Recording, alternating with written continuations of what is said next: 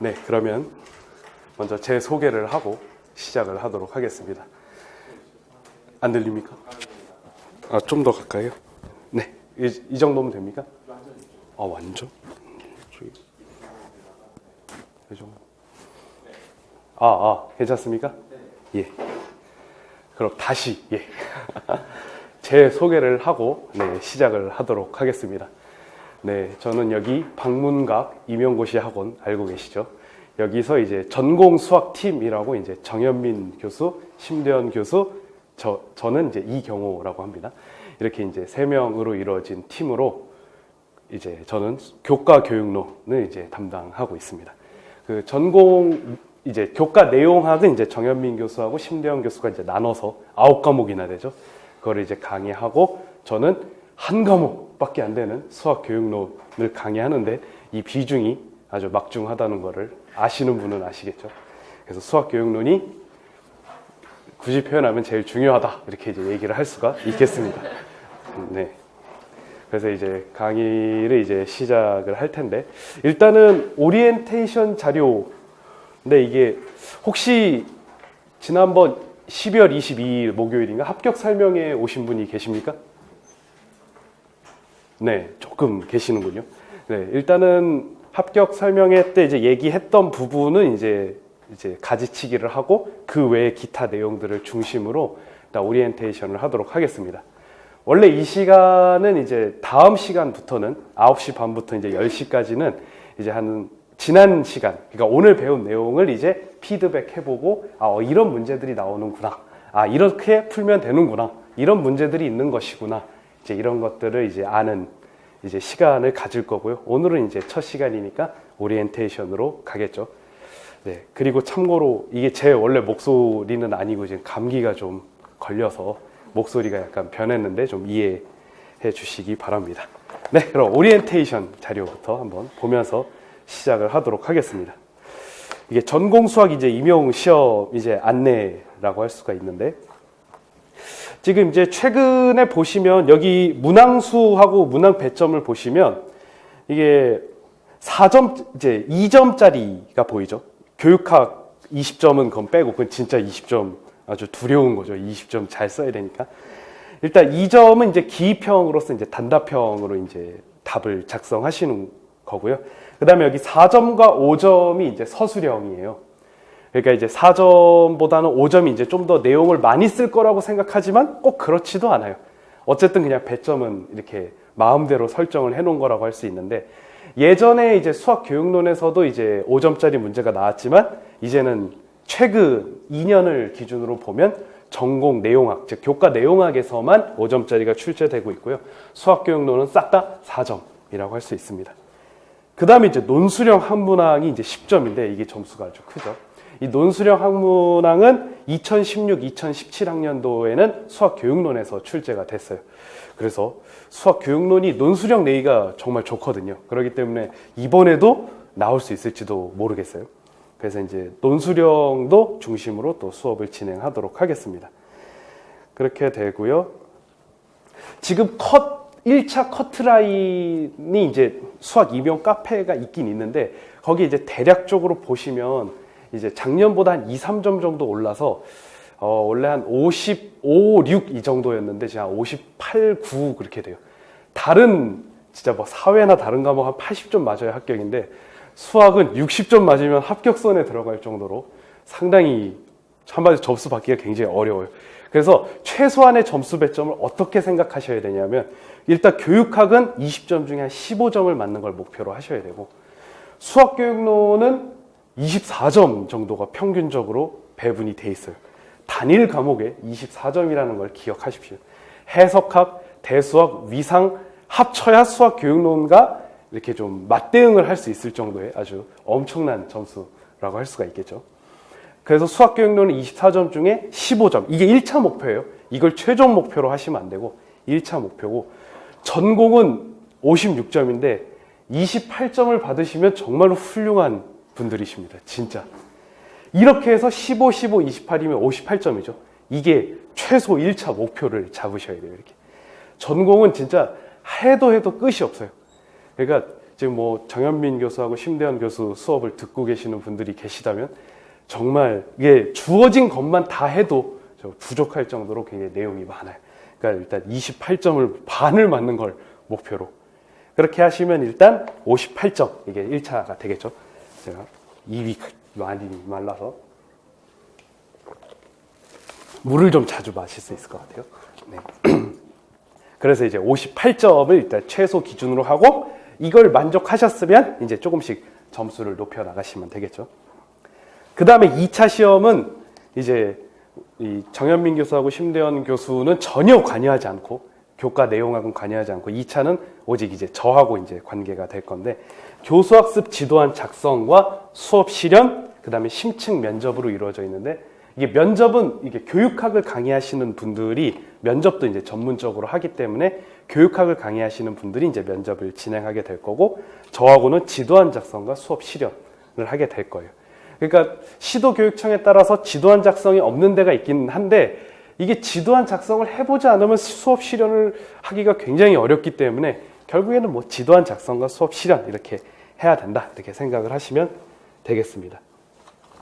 그 다음에 이번에 수업 실현은 그렇게 하시면 되고 지도안 작성은 필요하다고 했는데 원래는 지도안 작성 같은 경우에는 이제 2차 시험에만 관련이 있었는데 이게 이번 기출에 이제 지도안 작성이 전체적으로 나왔어요. 그래서 아마 원래는 2차 때 이제 지도안을 중심으로 하려고 그랬는데 5, 6월에 이제 지도서 분석을 할 때 좀 지도안 구성 정도는 좀 해야 된다. 이래 좀 필요성을 좀 느끼게 됐습니다. 그래서 지도서 분석을 할 때 이제 지도안 작성 하는 방법까지는 모르지만 이게 구성이 이렇게 돼 있다. 도입 부분, 전개 부분, 마지막 정리 부분 뭐 이렇게 돼 있다. 도입 부분에는 뭐 동기 유발이라든가 선수학습 이런 것들도 작성을 해야 되고 전개는 이제 내용 설명하고 이제 마지막 정리는 이제 형성 평가 이제 마지막 테스트나 다음 차시 예고 이런 것들이 들어가는데 이런 구성은 어느 정도는 알아둘 필요가 있겠다 이렇게 되겠습니다. 그 다음에 이제 수학교육론 기본서에 대해서 이제 얘기를 해보도록 하죠. 사실 기본서는 1번과 2번이 기본서죠. 얘기하자면 수학교육학 신론. 그래서 지금 목요일에 강의하는 것은 이제 신론을 철저하게 중심으로 하는 신론 해부 수업이라고 생각하시면 돼요. 그 다음에 이제 금요일은 교재연구 해부 수업. 진짜 완전히 해부를 해서 이제 잘 이해할 수 있도록 그렇게 이제 강의를 진행을 할 거고 이 1번과 2번에서 80~90% 정도 나오니까 이것만 정말 빠삭하게 하셔도 충분히 익힐 수가 있겠죠. 그 다음에 이제 세 번째가 교수학습 방법. 이 교수학습 방법은 어떻게 이제 지도해야 되는가 이제 이런 방법인데 이거는 일단 신론에 나와 있으니까 그 중심으로 공부를 하고요. 그 다음에 이제 단원의 지도상의 유의점. 그러니까 각 단원마다 지도상의 유의점이 있을 거 아니에요. 예를 들어 뭐 2차 방정식, 뭐 그 다음에 뭐 삼각형의 성질, 외심, 내심 그런 거 할 때 다 단원의 지도상의 유의점이 있어요. 그 유의점을 철저하게 분석을 하겠습니다. 이건 아마 5, 6월에 하게 될 거고요. 특별히 공부 개정하고 다르게 이번 1호 개정, 이제 1호 개정으로 시험에 출제가 될 텐데 올해도 1호 개정으로 나왔죠. 1호 개정에서는 특별히 신론과 교재 연구에 해당하는 이론들과의 연계성이 뚜렷한 유의점들이 굉장히 많이 나왔어요. 그리고 특별히 이제 이번 시험에도 나왔기 때문에 우리가 1, 2월에 배우는 이론과 그다음에 단원의 지도상의 유의점을 이렇게 연계해서 이제 수업을 진행하도록 하겠습니다. 그다음에 네 번째는 수학학습 지도 원리와 방법인데 기본서는 아닌데 여기에서 간혹 나오기도 하기 때문에 정말 간혹이긴 하지만 진짜 80~90%만 해서 이제 불안할 수도 있기 때문에 이거는 이제 3, 4월에 이제 심화 과정 때 주로 포함해서 수업을 진행하도록 하겠습니다. 그다음에 이제 뒤로 지금 여기 출제 경향 분석이라고 나온 게 사실 신론에서 저희들이 공부하게 될 내용이다라고 생각을 하시면 됩니다. 처음에 이제 수학 교육의 이해, 기본 이해 부분인데 이건 이제 여기서는 역사적인 측면을 좀 포함을 해서요. 수학 교육에 이제 근대화, 현대화 운동이 있어요. 요거까지 포함해서 이제 다룰 거고요. 안타깝게도 나온 적은 없어요. 하지만 일단 전체적인 수학 교육이 무엇인가를 파악할 수 있기 때문에 또 이제 중요한 부분이라고 할 수가 있습니다. 그 다음에 이제는 수학과 교육 과정입니다. 그래서 수학과 교육 과정이라고 해서 이제 교육 과정의 변천, 처음에 이제 교수 요목기, 해방 이후에 교수 요목기부터 시작을 해서 1차부터 7차까지. 저희 우리나라 교육 과정은 이제 7차에서 안정화를 이제 겪게 돼요. 안정된 교육 과정이 됐기 때문에 8차가 나오지 않고 계속 이제 07 개정, 09 개정, 15 개정 해서 이제 개정만 되고 있는 상황입니다. 그걸 얘기를 할 거고요. 그 다음에 이제 교수학습 방법에서 이제 추론, 문제 해결, 의사소통 중심으로 얘기를 할 거고, 그 다음에 지도상의 유의점도 이제 아마 조금만 다루게 될 거고, 진짜 중요한 거는 이제 5, 6월에 이제 주로 다루게 될 것입니다. 그 다음에 이제 수학교육 철학으로 해서 이제 철학적인 측면, 이제 역사적인 측면을 얘기했다면 이제 철학에 대한 측면을 얘기를 해야 되겠죠. 그래서 철학의 이제 중요한 두 기조, 절대주의 수리 철학과 상대주의 수리 철학에 대해서 얘기를 할 거예요.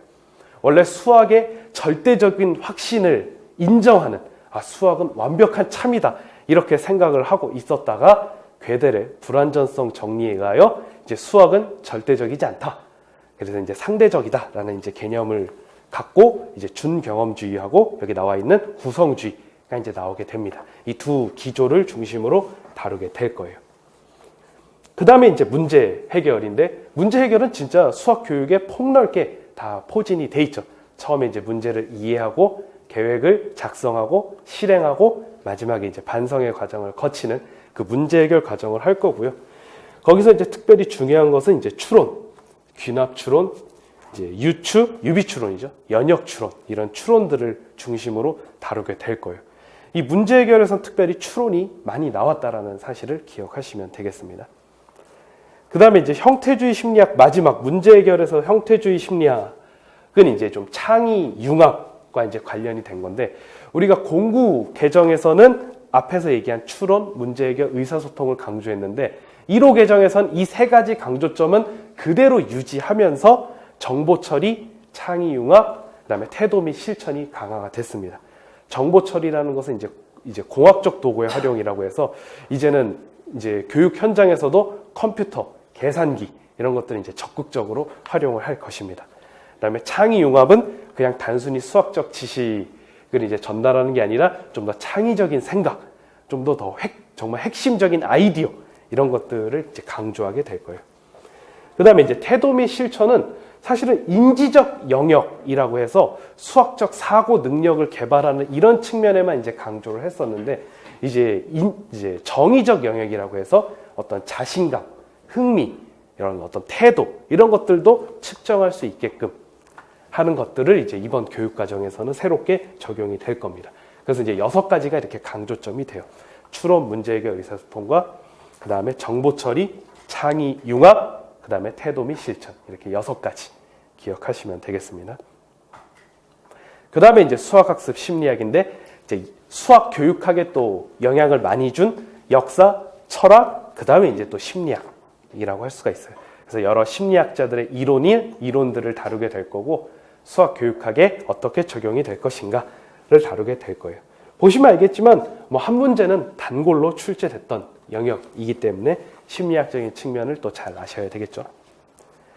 그 다음에 이제 수학 교수학습 이론이라고 해서 이제 교사와 학생과의 이제 서로 상호 작용이죠. 교사는 어떻게 가르치고 학생들은 어떻게 반응을 보일 것이며, 이런 것들에 대한 어떤 이론적 정립을 얘기하는 것입니다. 프로이덴탈을 중심으로 하는 이론이 있고 바닐레를 중심으로 하는 이론이 있어요. 바닐레는 이제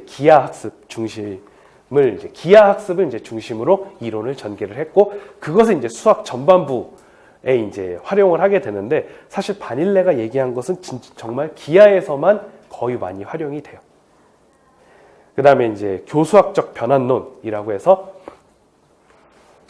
우리가 학문 수학이라고 할 수 있는 우리가 지금 전공 수학이죠. 9과목. 그것을 이제 그대로 중고등학생들에게 가르쳤다가 중고등 학생들이 기절하겠죠.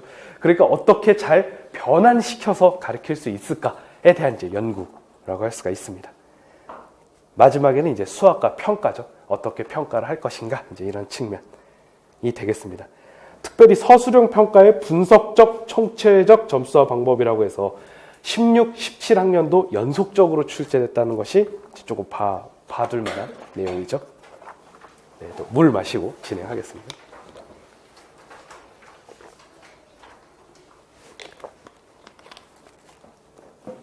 여기 뒤에 보면 이제 편의상 공구 모의평가, 공구년도에 모의평가를 한번 했어요. 그걸 이제 일단은 그냥 자리가 좁아서 08이라고 했으니까 참고하시기 바라고요. 그 다음에 이제 공구 모의평가하고 공구에서 13년도는 이제 논수령 문제만 했는데 객관식도 있었어요. 이 당시에는. 근데 이제 논수령만 분석을 했어요. 지금은 일단 객관식이 없으니까요. 그 다음에 이제 최근 4개년 기출문제 배점을 보면 14하고 15 학년도에서는 약간 좀 혼란기를 좀 겪다가 이제 변화선상에서 혼란기를 겪다가 16, 17에 어느 정도 정립이 됐어요. 이제 전공 A는 기입형 하나, 서술형 둘로, 그 다음에 전공 B는 서술형 하나, 논술형 하나로. 이걸로 나올 가능성은 높지만 또 어떻게 또 바뀔지는 일단 모르기 때문에 어떤 이런 기조다 이렇게 좀 기억을 하시면 좋겠습니다. 그래서 이제 교과교육학은 이제 한국교육과정평가원에 의하면 전공수학, 전체 전공수학이 80점이잖아요. 거기에서 25에서 35%를 출제를 하라. 이거는 명령이죠. 그렇기 때문에 20점에서 28점이 배점이 됩니다. 그러니까 평균적으로 24점이 되겠죠. 무지막지한 점수라는 걸 다시 한번 기억하시기 바랍니다. 그 다음에 이제 두 번째는 이제 02에서 13. 이게 패턴을 나눠보면은 02에서 04까지가 이제 70점 시대, 전공수학 70점 시대고, 05에서 08까지 전공수학 80점 시대, 09에서 13까지는 객관식도 있었던 시대. 그 다음에 이제 최근 4개년이 되겠죠. 그러니까 최근 4개년은 이제 중심으로 당연히 수업 진행을 하게 될 예정입니다. D로 넘어가시고요. 이게 네 번째는 이제 제가 합격 설명회 때는 하지 않은 것인데, 이거는 이제 이번에 진행을 하도록 하겠습니다. 그래서 이제 첫 번째, 기출 문제 특징 및 경향. 이게 굉장히 중요하겠죠. 이게 지도서, 교과서인데, 지도서가 뭔지 모르시는 분이 있을 수도 있는데, 이게 지도서가, 펜을 가져온다는 게, 그냥 이걸로 할게요. 네. 지도서가, 이렇게 돼. 일단 두산 지도서를 중심으로 할게요. 두산 지도서가 이제 우정호 선생님께서 이제 주로 관련해서 이제 쓰신 건데, 우정호 선생님이 우리 수학교육학 이론에 정말 많은 영향을 미쳤죠. 그리고 신론과 교재연구도 그 분의 제자들이 이제 쓴 거기 때문에 두산 지도서를 중심으로 할 거고, 다른 지도서는 좀 곁다리로, 전혀 안 하면 좀 그러니까 곁다리로 하도록 하겠습니다. 그래서 이제 이렇게 보시면, 여기 이제 지도서를 보시면 여기 교과서 내용이 여기 다 들어있어요. 그러니까 교과서 내용이 100% 들어있기 때문에 교과서는 따로 안 보셔도 돼요. 그 다음에 여기는 뭐 교수 이제 지도 방법이라든가 뭐 유의사항이라든가 유의점이라든가 뭐 기타 뭐 참고 자료, 그 다음에 읽기 자료도 있어요. 그 다음에 여기는 뭐 읽기 자료, 뭐 역사적인 내용이나 그런 것들도 다양하게 들어가겠죠. 그렇기 때문에 지도서를 보시면 교과서를 다 본 거라고 할 수가 있어요. 그래서 지도서를 중심으로 얘기를 할 건데, 지도서 내용에 대한 문제가 출제가 됐어요. 원래는 사실은 이 부분이 중요하죠. 실제적으로. 이게 칸이 적지만 이 부분이 중요해요. 근데 교과서 내용에서 이제 문제가 출제가 됐다는 건 좀 유념을 할 필요가 있어요. 이게 지금 보시면 이게 이항정리 내용이잖아요. 이항정리 내용이 출제가 됐는데, 이 a 플러스 b의 n 제곱, a 플러스 b의 n 제곱, 이걸 이제 우리가 시그마 해서 이제 이걸 증명하는 데 있어서 이거를 수학적 귀납법으로 증명을 하거든요. 근데 이거를 알면 다행이지만 모르면 결국 답을 못 쓰는 거 아니에요? 근데 이걸 교과서 내용에서 이제 이게 나왔기 때문에 이 내용은 좀 아셔야 될 필요가 있죠. 그렇기 때문에 지도서 내용을 할 때는 중1부터, 이거는 지금 고2 확률과 통계잖아요. 그래서 이제 이게 크게 지도서는 중요하게 여기는 게 이제 네 가지로 분류를 할 수가 있어요. 첫 번째는 중1에서 중3. 핵심이죠. 이건 안 할 수가 없어요. 무조건 나옵니다. 이거 중1에서 중3은 가장 중요해요. 2차에서도 당연히 중1에서 중3을 집중적으로 공부를 하게 될 거고요. 그 다음에 고1이 중요합니다. 왜냐하면 고1까지는 일단 국민, 전적으로 공통적인 영역이기 때문에 1차에서는 중1에서 중3까지를 중심으로 하시고요. 2차에서는 고1까지를 중심으로 하시면 돼요. 그 다음에 이제 세 번째 중요한 게 이제 2015에서는 이제 선택 중심 교육과정으로 해서 다양하게 분리가 되니까 꼭 특정 지을 수는 없지만 그냥 어떤 영역으로 얘기를 하도록 하겠습니다. 미적분 1하고 그 다음에 2015에서는 이거 다 조각으로 분리가 됐으니까 꼭 이건 아니에요. 근데 일단 영역별로 얘기를 하겠습니다.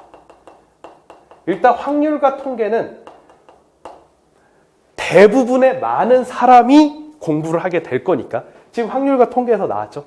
그러니까 여기까지는 이제 중요한 공부 내역이라고 할 수 있고 그 다음에 이제 미적분 2하고 기하 벡터가 있을 텐데 2015 개정에서는 기하 벡터를 아예 선택을 하게끔 했기 때문에 이제 이과도 필수가 아니게 됐어요. 그렇다 하더라도 뭐 공대나 의학 계열 가는 사람은 당연히 기하 벡터를 할 수밖에 없는 어떤 압박이 오겠죠. 어쩔 수 없어요. 예를 들어 이제 이과에서는 이제 선생 배정이 안 됐다 다른 과목은 이제 그런 식으로 가게 되겠죠. 그러니까 대학 수학처럼 수업을 진행하게 될 텐데 선택해서 이제 학생들이 들어가는 식으로 할 텐데 그렇게 되면 뭐 예를 들어 이과 과목만 해도 한 6개 정도 개설을 해야 돼요. 그럴 수가 없잖아요. 그러니까 이제 대략적으로 이제 잘라서 예전에 이제 2과목 할 때 선택을 과학 2 할 때 이제 선택을 했었는데 거의 학교 대부분 지정을 했죠. 2과목만 한다든가 그런 식으로 지정을 해서 이제 수업을 할 가능성이 높아요. 어찌됐든 이제 이 정도 미적분 기본이라고 하겠습니다. 기본하고 확률과 통계까지는 어느 정도는 이제 공통적인 요소가 많이 포함이 돼 있기 때문에 얘기를 진행을 하게 될 거고요. 알아야 되겠죠, 어느 정도. 그러니까 직접 증명하라 이제 이런 거는 안 나오지만 뭘로 증명하느냐, 이거를 어떻게 증명해야 수학적으로 완벽한 참임을 알 수 있겠느냐, 수학적 기납법이다. 이건 쓸 수 있어야 된다는 거겠죠. 그 다음에 이제 두 번째, 또 물 마시고 하겠습니다.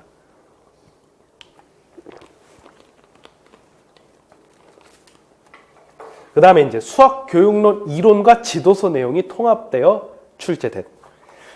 그래서 이제 우리 교수학습 방법의 유의사항 아까 얘기를 했듯이 이제 단원의 지도상의 유의점이에요. 그게 수학 교육학 이론, 즉 신론과 교재연구에 나왔던 이론과 정말 많이 연계가 돼서 이번에는 지도상의 유의점이 만들어졌어요. 그렇기 때문에 이제 지도서 내용과 이론이 통합되어 출제가 될 것입니다. 그 다음에 이제 세 번째, 지도서, 교과서에 나온 내용들을 활용하여 출제가 됐어요.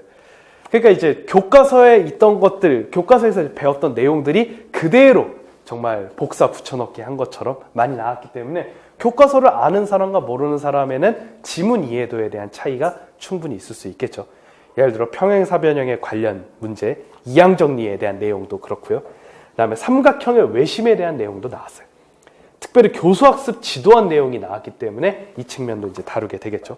그 다음에 함수에 관해서 표와 그래프로 나타내는 거.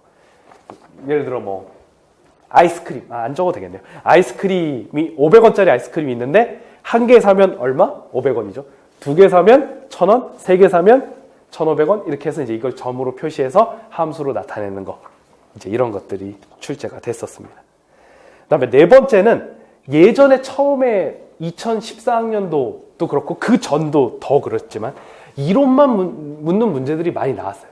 그냥 신론 이론만 알면 그냥 갖다가 쓸 수 있는 문제가 나왔었는데 점점 더 실제 교육 현장에서 일어날 수 있는 상황과 통합하여 출제가 된다라는 거.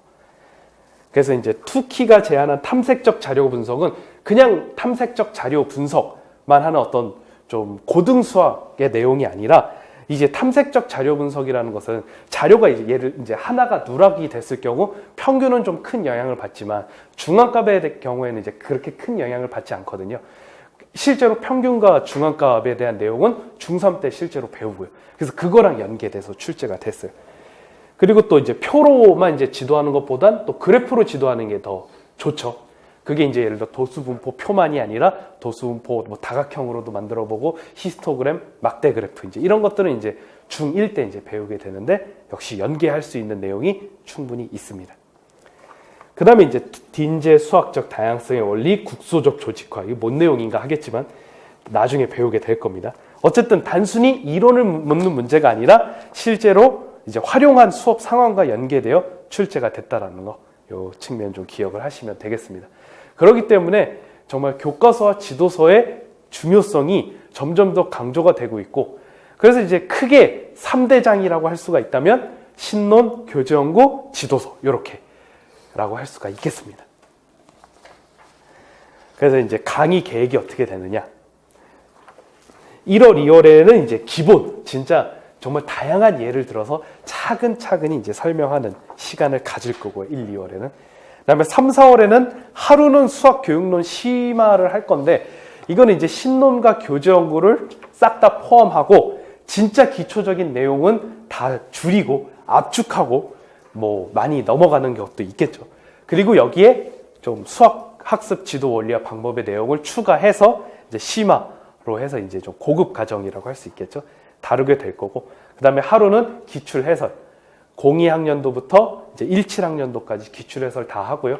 그 다음에 09에서 13까지 객관식 문제 나왔는데 정말로 중요하고 핵심적이고, 또 이번에도 또 연계돼서 또 관련해서 출제된 게 또 돌고 돌거든요. 또 예전 것들이 또 지금도 출제되고 그러거든요.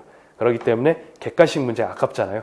그 객관식 문제를, 물론 객관식 문제 기출 해설도 하지만 객관식 문제를 서술형으로 또 바꿔서 문제도 풀고 또 해설도 하는 또 시간을 갖도록 하겠습니다.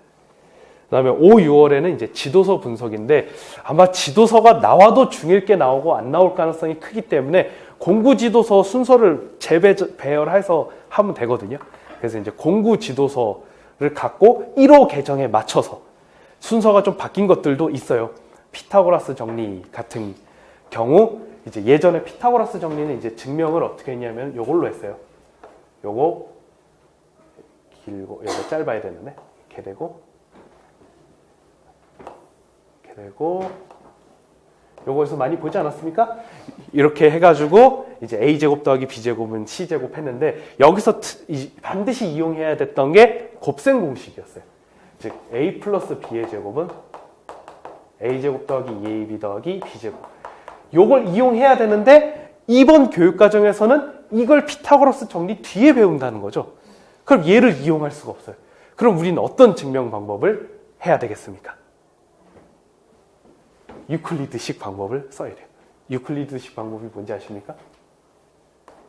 아마 그림만 대략 그리면 감이 오실 겁니다. 네.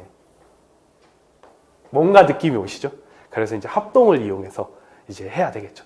그러니까 이거는 다 바꿀 거예요. 교과서, 지도서 거의 다 이걸로 돼. 곱셈 공식으로 거의 모든 지도서가 다 이렇게 돼 있는데, 이런 건 다 바꿔서 강의를 하게 되겠죠. 그래서 이제 아마 지도서가 안 나오기 때문에 이 지도서는 다 이렇게 맞춰서 강의를 진행하도록 하겠습니다. 그 다음에 7, 8월에는 영역별 문제 풀이 해서 이제 주제별 문제 풀이가 되겠죠. 주제별로 이제 문제 풀이 시간을 갖고요. 9월에는 정현민 교수하고 심대원 교수 교과 내용학 팀이 강의를 하지 않아요. 왜냐하면 10월, 11월 문제를 만드신다고 이제 집중을 하신다고 강의를 하지 않는데, 이제 수학교육론은 이때 강의를 합니다. 그래서 이제 단기 완성반이라고 해서 이제 여기까지 설명하고 물을 마시도록 하죠. 단기 완성반이라고 해서 이 8월까지는 여러 이론들을 계속 배워요. 신론과 교재 연구를 중심으로 해서 수학습 지도 원리와 방법, 뭐 지도서도 여기 핵심에 들어가니까 기타 등등 여러 아이디어를 배우게 되는데, 이제 9월부터는 어떻게 해야 됩니까? 시험에 출제될 만한 한 90% 확률로 출제될 것만 제외하고 나머지는 과감히 버려야 돼요. 그래서 과감히 이제 버려야 돼요. 그래서 이제 그런 것들을 버리고 핵심적인 거, 출제될 가능성이 10중 8구 나올 것만 중심으로 이제 단기 완성을 해요. 이건 이제 작년에 이제 제가 단기 완성을 했었는데, 이때 단기 완성부터 이제 시작해서 이제 12월까지 이제 강의를 진행을 하고 있는데, 이 단기 완성은 이제 그 강의에서 이제 2015 개정으로 싹 다 바뀌니까 굳이 표현하면 거의 리모델링이 되겠네요. 싹 다 바뀔 거예요, 아마. 그 다음에 10월, 11월에는 이제 실전 모의고사를 하겠죠. 이제 실제로 진짜 80점 만점에 전공 수학 실전 모의고사를 할 거예요. 진짜 시간 딱 재가지고 정확하게 진행을 하겠죠. 그 다음에 12월에는 이제 2차 대비. 그렇게 이제 하도록 하겠습니다.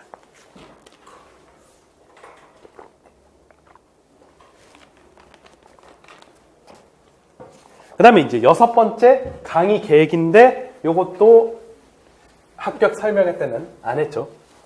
그래서 1주차, 그러니까 오늘이죠. 오늘은 이제 수학 교육학의 이해, 전반적인 이해 해서 이제 아까 얘기한 근현대화 운동, 거기까지 얘기를 할 거고요.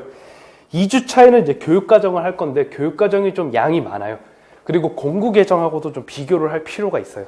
그래서 1호 개정의 특징적인 것들을 더 부각을 시켜야 되기 때문에 내용이 많아서 한 1주 반 정도 진행이 되고, 그 다음에 수학교육 철학, 그 다음에 문제 해결, 수학서 심리학, 아까 얘기한 주제들 그대로 가고 있죠. 역시 심리학도 심리학자들이 무지하게 많기 때문에 또 할 게 많아요. 그래서 심리학도 한 1주 반 정도 생각하고 있고요. 수학교 수학습 이론도 할 게 많은데 여기 공학적 도구의 활용을 따로 뺐습니다. 이거는 이제 수학과 평가하고 연계해서 8주차 강의를 진행을 하게 되겠죠. 교재연구에 관한 것들은 교재연구 오리엔테이션 시간에 또 하도록 하겠습니다. 네, 그 다음에 이제 수교론 공부 계획. 이거는 이제 합격 설명회 때도 이제 얘기를 했는데 간단히 이제 정리를 하도록 하겠습니다. 이게 이제 나만의 정리 노트를 만드는 게 중요한데 전체 내용에 대해서 이제 좀 어떤 정리 노트가 굉장히 중요하겠죠. 기본적으로 제가 준 프린트 중심으로 내용을 추가하시면 편하십니다. 그렇게 편하시고요. 그 다음에 이제 그걸 1월에서 4월까지 그렇게 진행을 하게 되면 그 다음에 발전을 시켜야 되는데 지도서 내용을 추가시켜서 6월까지 발전을 시키게 돼요. 그 다음에 요거 수첩 같은 그런 게 있으면 좋아요. 그래서 수첩 한 손바닥 크기만한 수첩 있으면 주머니에 넣고 들고 다닐 수가 있잖아요. 거기에 단어들, 여기 예를 들어놨죠. 중경험주의 라카토스 단어만 적었습니다. 핵심적인 거. 증명과 반박, 뭐 변증법, 오류주의 수리 철학, 그리고 괴물배제법 있으면 이 수첩을 들고 다니면서 계속 들고 다닐 수 있잖아요. 영어 단어 하듯이. 그 괴물배제법이 뭐냐? 괴물배제법 저쩌고다. 예외배제법은 이렇고다. 이거를 계속 되뇌이면서 공부를 하시는 거예요.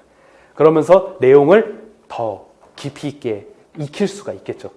여기서는 정확하게 서술하는 거는 비추천입니다.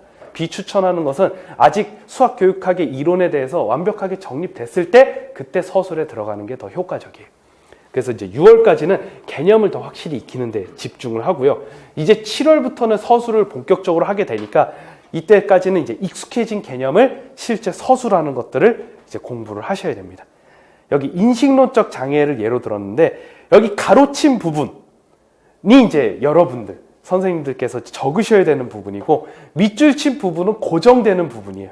그래서 이제 이런 어떤 서술의 틀을 가지고 추가될 내용들을 추가를 하시는 그런 것들, 이제 서술 방법을 이제 익숙해지셔야 됩니다. 이런 것들에 대해서. 그 다음에 이제 네 번째는 이제 실전 감각을 익혀야 되는데 이제 여기서 선택과 집중이 들어가는 거죠. 지금까지 많은 것들을 공부하셨지만 이제는 선택과 집중을 해야 돼요. 왜냐하면 이때 되면 모든 선생님들이 경험하시는 게 전공 내용학 공부 시간 없다. 이게 거의 100%예요. 거의. 이거 부족하다. 수교를 할 시간 없다. 다 그런 얘기를 하는데 그렇기 때문에 더더욱 선택과 집중이 필요하겠죠. 수교론의 경우에는.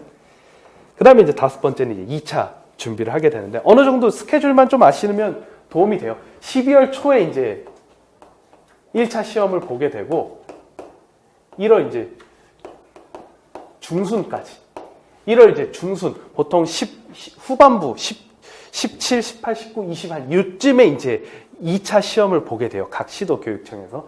그럼 이때까지 한 5주 정도.